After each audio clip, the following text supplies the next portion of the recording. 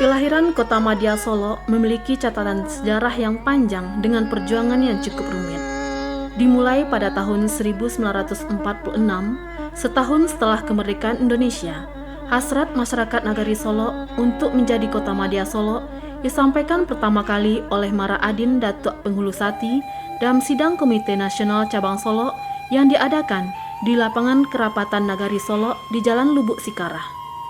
Pada kesempatan tersebut, dibentuklah Panitia Perjuangan Kota Madya Solo yang pertama dan diketuai oleh NHT Datuk Bandaro Hitam. Pada perjalanannya, usaha dan upaya Panitia Perjuangan Kota Madya Solo diterpa berbagai persoalan. Sehubungan dengan terjadinya agresi Belanda tahun 1949, membuat usaha para panitia tersebut terhenti dan dilanjutkan kembali setelah terbentuknya pemerintahan darurat pada bulan Mei tahun 1949.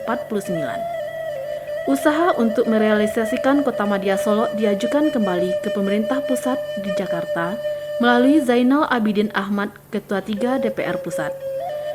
Usaha tersebut akhirnya melahirkan Undang-Undang Nomor 8 Tahun 1956 tentang pembentukan kota-kota kecil otonom dalam lingkungan daerah Sumatera Tengah yang terdiri dari Kota Padang Panjang, Pekanbaru, Sawah Lunto, Solo dan Payakumbuh yang ditetapkan pada tanggal 23 Maret 1956.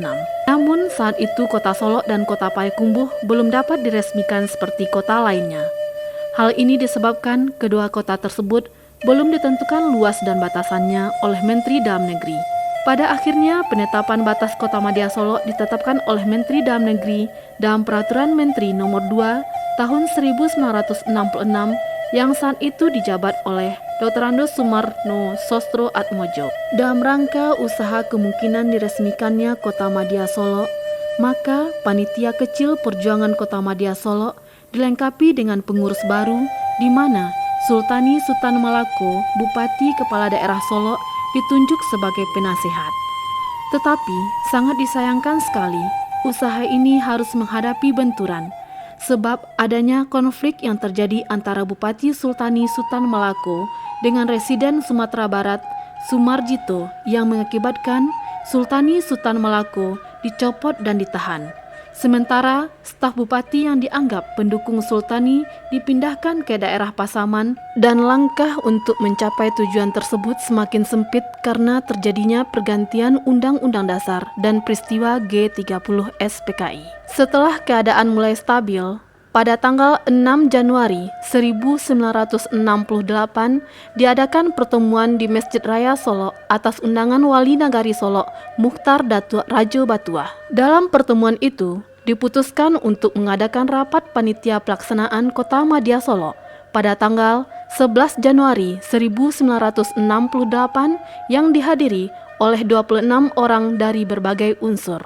Berdasarkan rapat tersebut, dibentuk kembali Panitia Pelaksana Kota Madya Solo dan terpilihlah Mara Adin Datuk Penghulusati sebagai ketua. Panitia tersebut bertugas untuk menyusun monografi, data-data, statistik, dan peta Kota Madya Solo serta anggaran.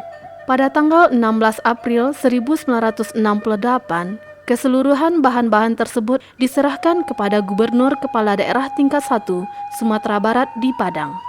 Permohonan tersebut dijawab Bapak Gubernur Kepala Daerah tingkat 1 Sumatera Barat dengan suratnya tanggal 26 Mei 1969 yang isinya menyatakan bahwa realisasi Kota Madya Solo buat sementara ditangguhkan mengingat situasi finansial yang perlu disehatkan bagi daerah otonom yang ada. Pertengahan tahun 1970, Menteri Dalam Negeri melalui suratnya tanggal 10 Juni 1970 mendesak agar realisasi Kota Madya Solo dilaksanakan sebelum pemilihan umum. Kemudian berdasarkan surat keputusan Gubernur Provinsi Sumatera Barat, dibentuklah tim persiapan realisasi Kota Madya Solo dan Payakumbuh. Di penghujung tahun 1970, tim ahli dari pusat yang diketuai oleh El Wangke dan Dr. Andos Sumarno datang kembali dengan membawa surat persetujuan Bapak Amir Mahmud, Menteri Dalam Negeri, untuk meresmikan kedua kota tersebut. Hal ini diperkuat dengan radiogram Menteri Dalam Negeri bahwa peresmian Kota Madya Solo dan Payakumbuh akan dilaksanakan pada tanggal 16 Desember 1970. Pada 7 Agustus 2024, Presiden Republik Indonesia dengan persetujuan DPR RI telah menerbitkan Undang-Undang Nomor 58 Tahun 2024 tentang Kota Solo di Provinsi Sumatera Barat. Undang-undang tersebut lahir melengkapi Undang-Undang Nomor 8 Tahun 1956 tentang pembentukan daerah otonom kota kecil dalam lingkungan daerah Provinsi Sumatera Tengah, yang mana desain pengaturan undang-undang tersebut masih menggunakan Undang-Undang Dasar sementara tahun 1950 dan Undang-Undang Nomor 22 Tahun 1948 yang pada dasarnya tidak relevan lagi dengan dinamika dan perubahan hukum di masyarakat.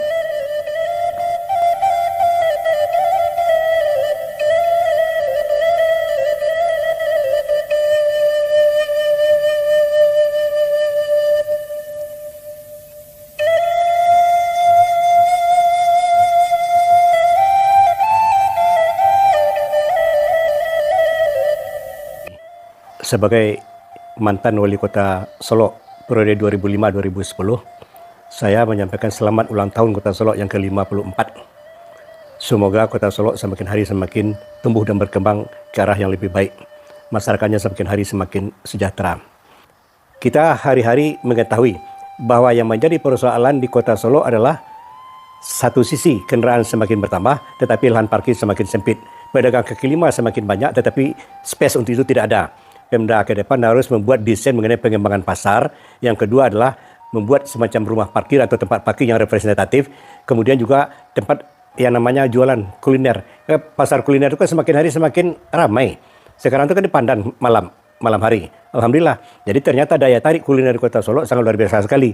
Sampai jam 2 malam masih orang pergi ke Damansaya ke Junjung mampir di Kota Solo. Assalamualaikum warahmatullahi wabarakatuh. Saya Haji Irzal Ilyas Datuk Loik Basa, mantan Wali Kota Solo 2010-2015.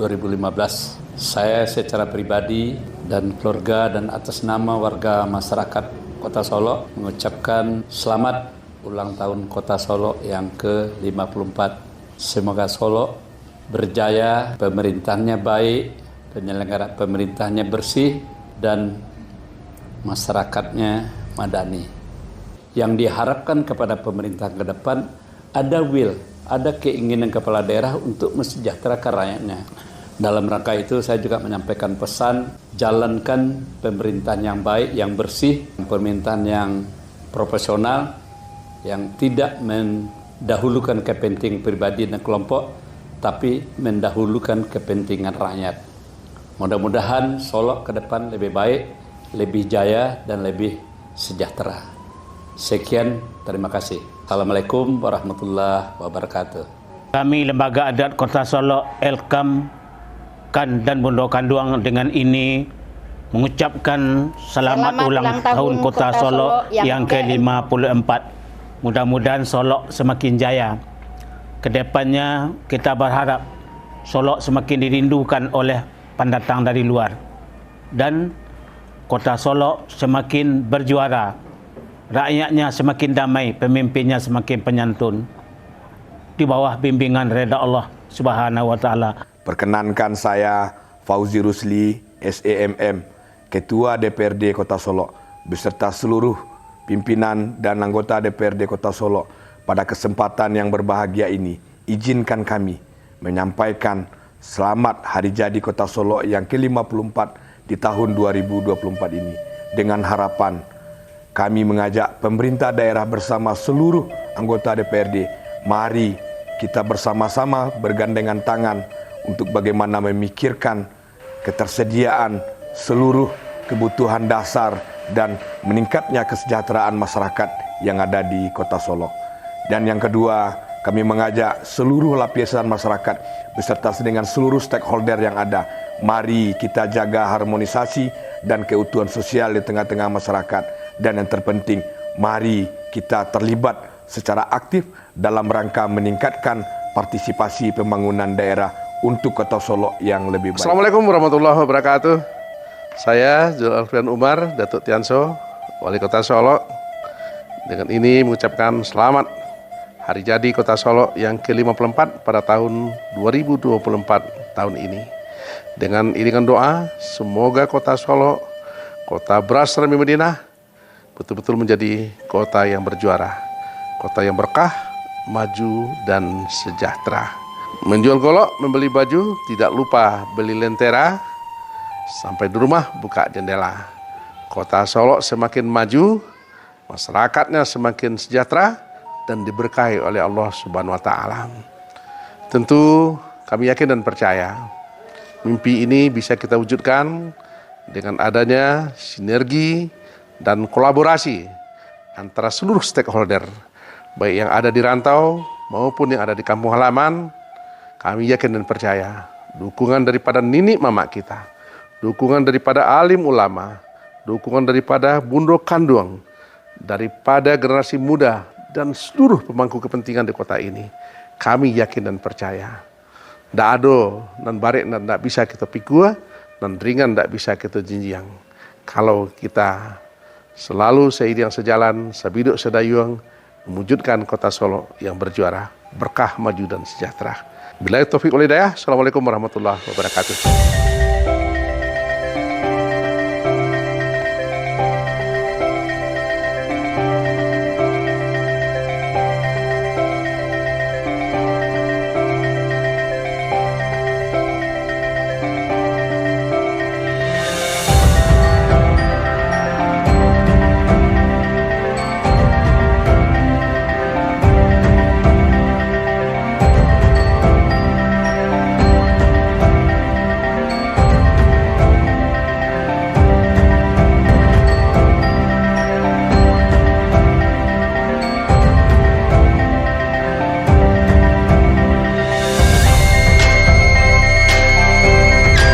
Mendaki jalan berbelok, menurun jalan ke muara. Selamat hari jadi kota Solo, jadilah kota yang berjuara.